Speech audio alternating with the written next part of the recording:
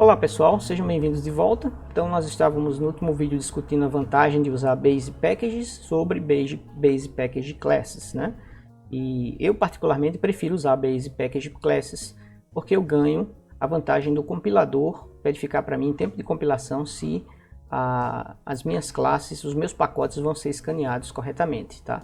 Se a classe não existir, se eu digitar o nome de classe errado, ele vai me avisar. E se eu usar o Base Packages, é só um string, né, o nome do pacote, então ele não tem como me avisar. Se eu usar Base Packages e digitar br do IFBB Web 2 Academic e esquecer o O, ele só vai detectar isso em tempo de execução. E o erro em tempo de execução vai ser bem mais feio do que em tempo de compilação. Em tempo de compilação ele vai dizer class not found, né? Ele vai dizer essa classe aqui, ó, que você digitou não existe. Então você vai ver que digitou errado, cometeu um erro de digitação na hora de fornecer a classe. Por fim, o que você tem que fazer aqui na classe app web configuration, isso você já conhecia, mas eu reforcei aqui porque eu estou mostrando de uma outra forma, né? Eu estou usando agora o Base Package Classes. Esse elemento aqui, ó. Vocês lembram que a gente colocou aqui no nosso POM essa dependência para o AspectJ-Weaver. E aí eu preciso anotar a minha classe de configuração, tá? Com essa anotação aqui, enable AspectJ-Autoproxy, que é para ele poder trabalhar em cima das classes com generics. Então eu vou trabalhar aqui no pacote de DAOs, aqui está o representante do pacote de DAOs, né, que é a interface generic DAOs, que ela vai ser parametrizada, ou seja, ela vai ter generics.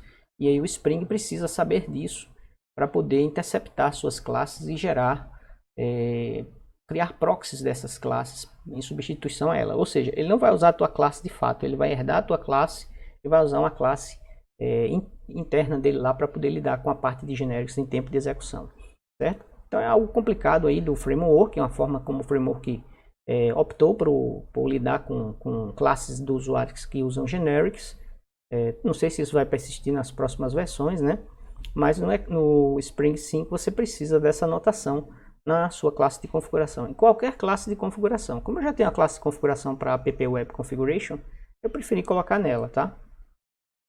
Mas poderia ser em qualquer outra classe. Essa anotação apenas está indicando a ele que você vai trabalhar com generics. Aqui eu tenho um exemplo de um DAO.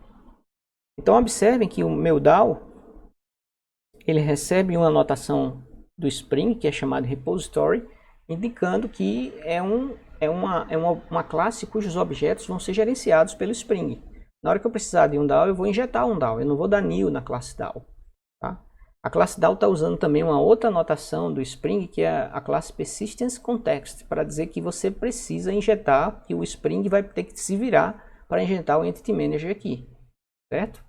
Então ele vai ter que ir atrás de uma classe de configuração de JPA para poder criar a fábrica de Entity Managers. E aí quando essa fábrica estiver pronta, que ela é o ponto de baixo desempenho, né? Na hora que você está trabalhando com JPA, porque ela demora muito tempo para ser construída, porque ela vai abrir conexões com o banco de dados, isso tudo leva tempo. Então é o momento em que tua aplicação perde um pouco de desempenho, é na hora que está criando a fábrica de Entity Managers. Mas uma vez que ela criou a fábrica de Entity Managers, cada vez que você em algum DAO pede para ele injetar um Entity Manager, isso é fácil, tá? O tempo de injetar um DAO, de um Entity Manager num DAO é um tempo de new, certo? O mesmo tempo de dar new no objeto, não tem grandes problemas de desempenho. E aqui nós ganhamos também, pelo fato de usarmos Spring, essa anotação transactional. E nós tivemos que implementar quando usávamos JSF. Mas aqui a gente já ganhou ela de graça. E aí o que é que a gente faz? A gente marca todos os métodos que são transacionais. Eu quero inclusive pedir desculpa por conta desse slide, que eu estou notando que ele colocou transactional na operação gravar de um DAO. Não deve se fazer isso, tá?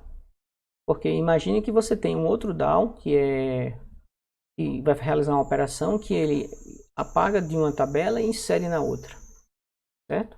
Então, se você no outro DAO também botou transactional na operação delete, né? Delete o aluno de algum lugar e grave ele no outro canto. Então, essa operação delete ela vai ser completamente realizada. E aí, na hora de fazer a gravação, dá um erro. Ele não vai desfazer a operação de delete. Então, essa anotação transactional é para a gente colocar nas classes de serviço, não nas classes de DAOs. As classes de serviço são essas daqui, ó, aluno service. É aqui que eu devo colocar, porque é aqui que eu vou usar os DAOs para realizar minhas lógicas de negócio, perfeito? Então esse slide aqui depois eu vou corrigir, slide 6, e vou tirar esse transactional aí dessa classe aluno DAO. Bom, nós ganhamos com a JPA mais uma classe de configuração para o Spring. Então ela vai ficar lá no pacote config, esse pacote aqui, ó. Ah, não está aqui. O pacote dessa classe, tá? O pacote dessa classe é o BR do IFBB Web 2 Acadêmico Spring Config. Eu criei um pacote Spring Config só para colocar as classes de configuração, que são essas. A classe que configura o Spring Servlet e agora mais uma terceira classe, que é a classe que configura aspectos da JPA, né? Lembram que eu falei para vocês que existem duas formas de trabalhar com o Spring e a JPA. Uma é usando o arquivo persistence.xml, mas mesmo assim você tem que colocar configurações, porque o default dele não é esse. O default dele é pedir para que você programe os aspectos de configuração com a JPA, ou seja, substitua o arquivo persistence.xml por código Java. Tá? Essa é considerada uma forma mais avançada de você configurar a parte de JPA no Spring. Então você tem uma classe chamada JPA Configuration, que ela podia ter qualquer outro nome. Está marcada aqui, ó, como sendo uma classe de configuração. E ó, a gente ganhou aquela annotation transactional simplesmente por marcar essa classe com Enable Transaction Management. Pronto, feito isso, você está delegando para o Spring a parte de cuidar dos aspectos transacionais das operações com banco de dados. Tá? Esse primeiro método daqui, ó, que eu tenho que implementar, é um método que é responsável por criar a fábrica de Entity Managers. Então, esse método se chama Entity Manager Factory. E ele deve devolver um objeto desse tipo aqui, ó, que faz parte da API do Spring, Local Container Entity Manager Factory Bin. Então, esse objeto aqui, ele na verdade, eu tenho que marcar ele como um bin, ele é um objeto que o Spring vai instanciar toda vez que ele precisar criar uma fábrica de Entity Managers. Quando alguém pede, injete um Entity Manager aqui, o Spring vai verificar, eu já tenho uma fábrica de Entity Manager? Não. Então vá procurar o bin que faz isso para mim, certo? Eu tenho esse bin, tenho não. Então vá atrás de uma classe de configuração onde esse bin é gerado. E essa classe de configuração onde esse bin é gerado é justamente essa classe JPA Configuration. Então esse código é basicamente o mesmo, né? Eu instancio um objeto dessa classe, ó, tá aqui, ó, embaixo, tá? Digo quem é o data source. Nesse caso eu estou usando data source, não vou configurar o URL de conexão com o banco, login e senha aqui dentro, isso vai ficar no data source, por aquelas vantagens que eu já disse para vocês no vídeo anterior, tá? E aqui embaixo eu estou configurando também quem é que vai ser o meu provider de persistência, tá? O JPA Vendor Adapter, eu estou dizendo que vai ser o Hibernate JPA Vendor Adapter. O Spring tem várias classes para vários tipos de, que ele chama de adaptadores, né? Classes que adaptam o provider de persistência ao Spring. E ele tem vários, um é para o Eclipse Link, esse aqui é o do Hibernate, que é o provider que eu estou usando, certo? Esse método aqui, ó, data source que vocês estão vendo aqui, né, tá subtendendo o this aqui, é um método que vai aparecer depois aqui nessa classe, certo? Que é onde eu configuro, eu digo quem é o data source lá no servidor de aplicações. Eu não configuro o data source. O data source é configurado no servidor de aplicações. Aqui só digo, vou usar o data source que está lá no servidor de aplicações. Você acha ele dessa forma. Você tem também aqui um método additional properties que está sendo chamado aqui em cima, ó. E esse método não é obrigatório, mas se você quiser adicionar algumas propriedades do seu provider em particular, esse é o momento de você fazer isso. Ok? Então você devolve um objeto properties, que é uma classe de Java, né? Uma classe que representa aqueles arquivos de propriedade, chave igual a valor. E aí você seta cada propriedade. Ó. Aqui eu estou dizendo que eu quero que o Hibernate gere todas as tabelas de bancos, chave primária, chave estrangeiras e tudo mais. E que o dialeto que eu estou usando é o do MySQL, já que eu vou usar o banco MySQL. Então são duas informações que eu preciso passar para o Hibernate para ele trabalhar melhor, né? Se você não passar o dialeto, o Hibernate vai trabalhar com um select genérico, certo? Que o MySQL entende, mas que não é o SQL tunado para o MySQL, certo? É um SQL genérico, padrão, standard, um SQL ANSI, e todo banco de dados deveria, em tese, entender esse SQL, certo? Então, se o MySQL tem algum comando SQL que tem algum aspecto diferente, né, que melhora o desempenho, por exemplo, né, ou permita que você faça algumas coisas que o SQL antes não faz, se você passar o dialeto, o Hibernate vai usar um SQL específico para o MySQL, ao invés de usar o SQL ANSI. Tá bom? Então, aqui também eu estou dizendo, ó, esqueci de falar, eu estou dizendo em que local vão estar as minhas entidades. Então, eu estou dizendo que as minhas entidades, né, no caso, a minha classe aluno, minha entidade aqui ó, é uma classe aluno, eu vou ter outras classes também nesse pacote. E o pacote onde a classe aluno vai estar é esse aqui, ó, BR do IFPB Web 2 Acadêmico Business.model. Então, eu criei dois subpacotes, Business.service, que tem as classes de serviço, e Business.model, que tem as classes de entidade. É muito comum, em vez de model, o pessoal também usar entity, Business.entity, para identificar as entidades. Continuando aqui nessa classe, ela é bem grande, pelo menos para o tamanho desse slide, né? Eu tenho aqui ó, o meu bin que configura o data source. Então, aqui na hora que eu chamo fábrica de Entity Manager, né? Set o data source, eu tenho que passar um objeto aqui, que é um bin, que deve ser criado também pelo Spring. O Spring é que vai criar e gerenciar esse objeto.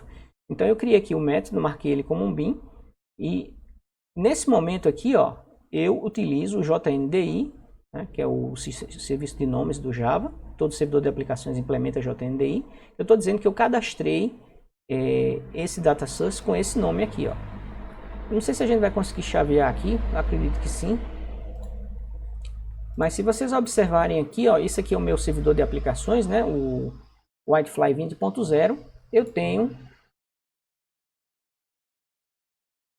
tenho aqui um data source,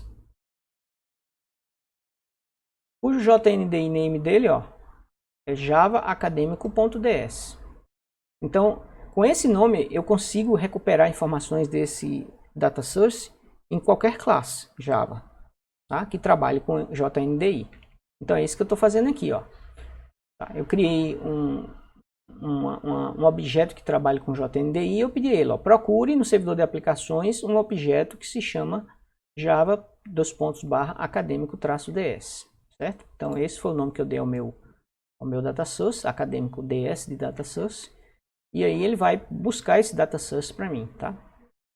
Se der algum pau aqui no nome, eu esqueci de digitar errado ou não cadastrei esse data source lá no servidor de aplicações, ele vai gerar uma mensagem na console. O ideal seria usar o log4j para gerar uma mensagem de log, certo? Mas isso aí fica para melhorias posteriores. E aqui eu tenho que implementar esse bin daqui, que é o bin que vai tratar da parte de transações, tá?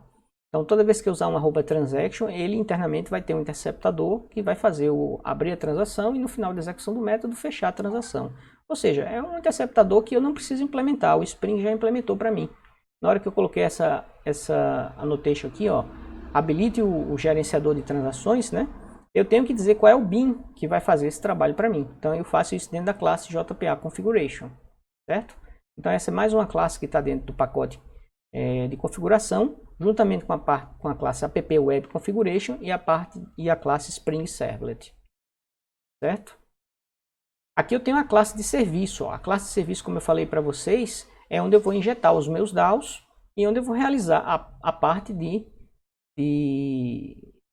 lógica de negócio, né? Eu vou implementar um caso de uso, na verdade, aqui dentro, uma parte de um caso de uso dentro de cada um desses métodos das classes de serviço. Aqui eu tenho um método chamado SaveAluno, que recebe um aluno e grava ele no banco de dados. Insere ou atualiza. Tá? Se o aluno já existir, não existir ainda, né? Não tiver ID, não tiver uma identidade relacional, não tiver uma chave primária no banco, então insert. O DAO chamou esse método insert de save aqui, o generic DAO.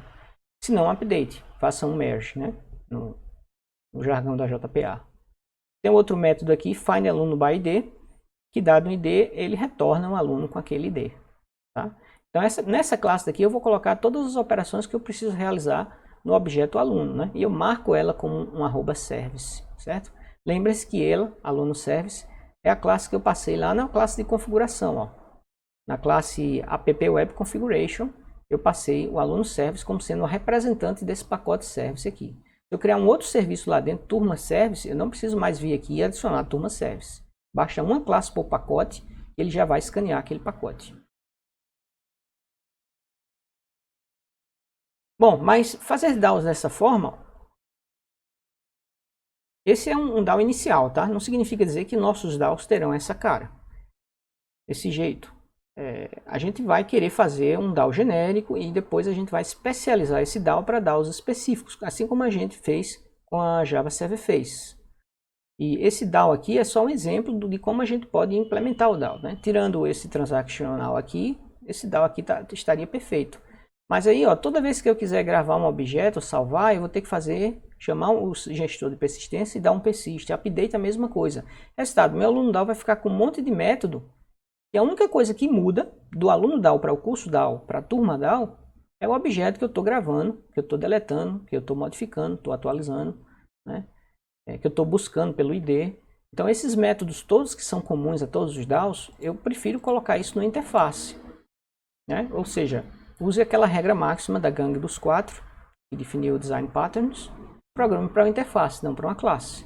Então a gente vai definir uma interface que vai ser implementada por todos os DAOs. Todos os DAOs vão se comprometer a ter aquele contrato, aquela interface e realizar aquelas operações que são comuns. E aí, para que essas operações não fiquem replicadas em todos os DAOs, eu implemento uma classe abstrata que implementa essa interface. Tá? Eu escrevo código para essa classe abstrata que implementa essa interface e eu implemento todos os métodos da interface que são comuns a todos os DAOs. O que é que vai ficar para os DAOs específicos? Apenas consultas específicas, certo? Vocês vão ver mais na frente. Antes da gente ver a implementação do DAO, eu gostaria de mostrar para vocês como é que está a estrutura desse projeto. Esse projeto se chama Spring Acadêmico e eu tenho aqui, ó, na classe, no pacote Business Model, não vou falar mais BR do IFPB Web 2 Acadêmico, tá? É o prefixo de todos os pacotes específicos. Esse é o pacote mãe, vamos dizer assim, pacote base. Mas o pacote Business Model contém classes do modelo, né? Classes de negócio do modelo. O pacote Business Service contém classes de serviço. Então aqui eu tenho as entidades e aqui eu tenho os serviços, ou seja, métodos, classes que contêm métodos que trabalham com operações em cima dessas entidades, certo? Não necessariamente a classe aluno service vai trabalhar apenas com a classe aluna. De repente ela pode ter uma operação chamada matricule, que ela vai precisar de um aluno e de uma turma. Então nesse caso daqui, eu vou ter que passar também uma turma como parâmetro desse método matricule da classe aluno service, certo? Sem problema nenhum. Aí você vai decidir, mas Fred, não é melhor o matricule estar na turma não do que no aluno? Aí você que decide, né? Isso aí é uma velha polêmica do ovo e da galinha, né? Quem é que vem primeiro? Se eu coloco nessa classe ou na outra? Aí você vai decidir em qual das duas fica mais semântico para você, fica mais lógico. Aqui você tem, ó, o pacote dos DAOs que a gente vai ver daqui a pouco. Então eu tenho agora um DAO específico, que não é esse aqui, mas esse aqui foi só um exemplo de que a gente pode usar uma anotação do Spring MVC ORM, né? A gente pode usar várias anotações, ó, repository, persistence context, transactional. Esse transactional está errado, tá? E aí vocês vão ver como foi que eu implementei essa interface, essa classe genérica e a classe específica. E aqui está a classe JPA Configuration, que a gente mostrou agora há pouco, ó.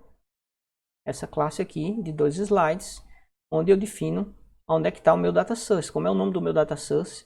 E aqui vai ter a URL de conexão com o banco, o usuário e a senha com o qual eu vou me conectar com o banco. Eu mostrei para vocês que isso está configurado lá no meu servidor de aplicações, ó. Então a conexão está aqui, ó. Aqui eu tenho a URL de conexão, ó. Então o meu banco de dados criado lá no MySQL se chama Acadêmico, tá? Eu criei ele lá no MySQL, ó. Tá ele aqui, ó, Acadêmico. Ele já criou uma tabela, ó. Inclusive já tem até um aluno lá. Eu vou apagar esse aluno aqui para a gente fazer a operação do zero, certo? Então eu tenho aqui a tabela aluno está vazia, ok? Mas ele já criou a tabela aluno porque eu já executei uma vez esse sistema. E aí quando ele executa, ele vai lá e dá o create table, uma vez que eu tenho essa configuração daqui, ó. Hibernate HBM2DLL Auto Update. Então toda vez ele atualiza o esquema. Se não tiver uma tabela não criada, ele cria. Se tiver um campo faltando na tabela, ele cria, tá? Então, depois que a gente passa da fase de desenvolvimento para a fase de produção, a gente deve mudar isso aqui de update para none, para não correr risco de chegar lá na fase de produção e o banco de dados sofrer uma alteração sem que a gente queira, tá? Mas no desenvolvimento, deixa update mesmo. Então aqui eu tenho a classe de configuração, tenho a classe dos DAOs, e vamos dar uma olhadinha aqui agora na classe dos DAOs. Eu tenho então essa interface genérica DAO, que tem as operações básicas que todo DAO precisa, né? Find by ID, Find All, para trazer todos os objetos do banco. Para salvar um objeto, fazer o persist dele, atualizar, remover um objeto dado ID. Aqui eu passo o objeto em si, ó. Aqui eu passo somente o ID dele. Então eu tenho dois tipos de delete. E finalmente os commits e rollbacks que eu preciso para realizar, se eu quiser realizar transações manualmente, né? Eu não preciso realizar transações manualmente porque o Spring me dá a annotation @transaction. Mas se eu quiser, o meu DAO também vai permitir que eu faça transações manuais. Eu só não posso colocar o transaction lá em cima, porque senão ele vai abrir duas transações, uma dentro da outra, e isso não é permitido, vai dar um erro de execução. Então aqui eu tenho a classe base de todos os DAOs, né, que é o Generic DAO. É uma classe abstrata, como vocês podem ver. Ela é um repositório, ela é um DAO também. Apesar dela não gerar instâncias, ela é um repositório. Eu tenho que marcar ela como repositório para que o Spring reconheça que ela é uma classe gerenciável pelo Spring. E o que ela faz? Ela implementa a interface Generic DAO. Tá? E aqui vão ter a implementação de todas as operações, ó, só que usando generics. Usando T vai ser a entidade. Essa entidade ela tem que estender serializable. Isso é uma obrigação, uma espécie de exigência, né, da JPA. E essa entidade T aqui ela vai ter uma chave primária que eu estou chamando de FK, um ID, né, um tipo do ID. Então aqui eu vou passar o tipo da classe da entidade, aluno, por exemplo, e aqui o tipo do campo ID da classe aluno, integer, por exemplo, ou long. Tá? Essa parte daqui, como eu já falei lá em cima na parte de... Sim, aqui eu estou injetando um Entity Manager, né? Aqui eu coloco o nome do Persistence Context, certo? Se eu deixar em branco, não precisa, porque ele já vai pegar pelo Data Source, né? E no caso nosso aqui, a gente vai deixar isso aqui em branco, porque a gente não está usando nenhum arquivo XML, então ele não precisa ir lá no arquivo XML para ler as informações, para montar a fábrica de Entity Managers. E aqui no construtor, eu estou pegando o nome desta classe em tempo de execução. Por quê? Porque aqui no Find All eu vou precisar fazer from o nome da classe. E aí como é que eu pego o nome da classe? Eu uso essas duas linhas aqui que usa a API de Reflection de Java, que é uma API que Java pode fazer perguntas sobre uma classe em tempo de execução. Tá? Ele pode simplesmente pegar uma classe, o arquivo .class da classe, e carregar na memória, subir ela para a máquina. A máquina virtual faz isso para ele. Sobe essa classe na memória, máquina virtual, subiu. E aí a API de Reflection permite que você escreva código que diga: classe, qual é o seu nome? Quantos métodos public você tem? Qual é o nome dos seus métodos public?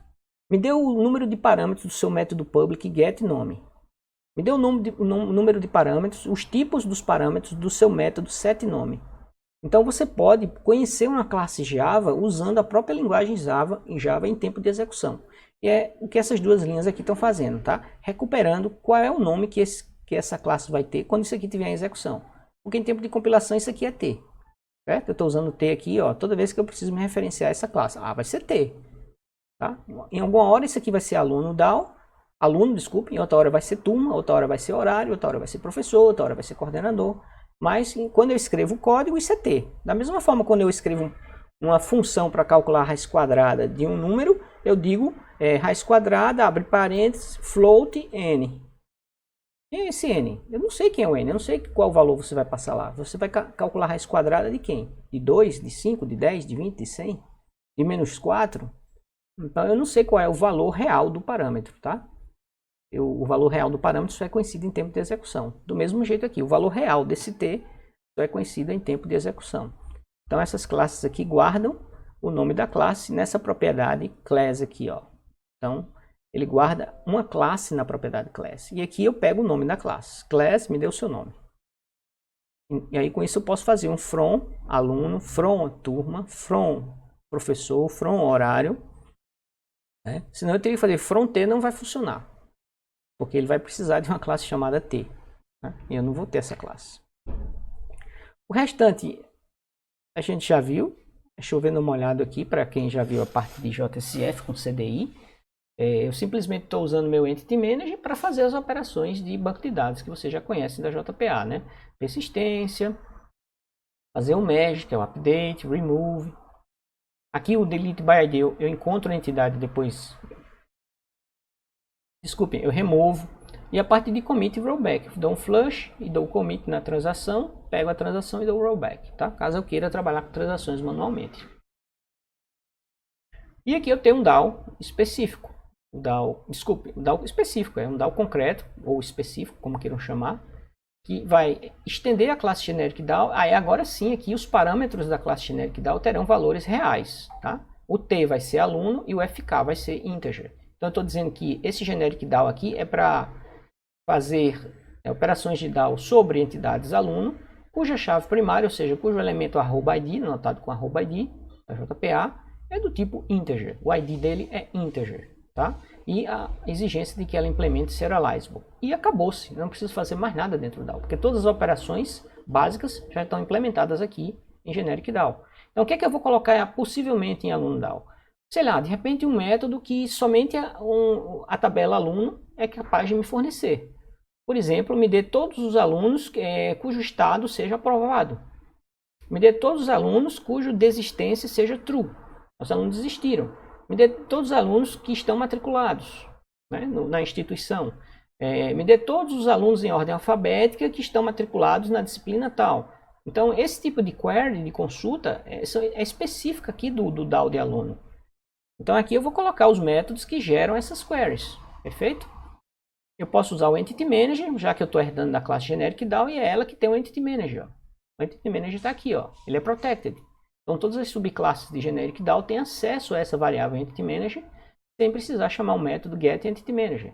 Então, aqui em aluno DAO, eu poderia criar um método find alunos por nome, dado um pedaço do nome do aluno, ele busca para usar no campo de autocompletar lá da interface gráfica, né?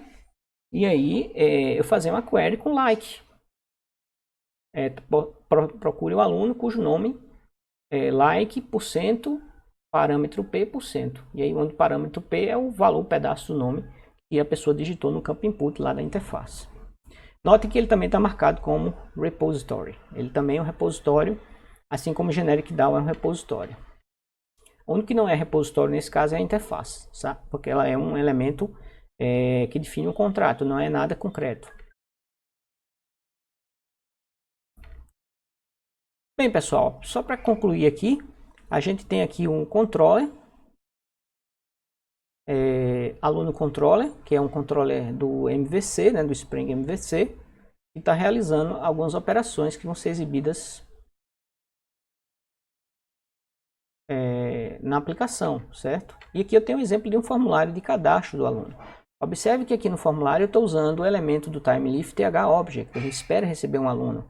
É por isso que o método que devolve o formulário, esse método não faz nada, só devolve o formulário. Mas ele também pede para que o Spring injete um model nele. E nesse model ele passa o parâmetro aluno e passa um aluno vazio, ó, certo?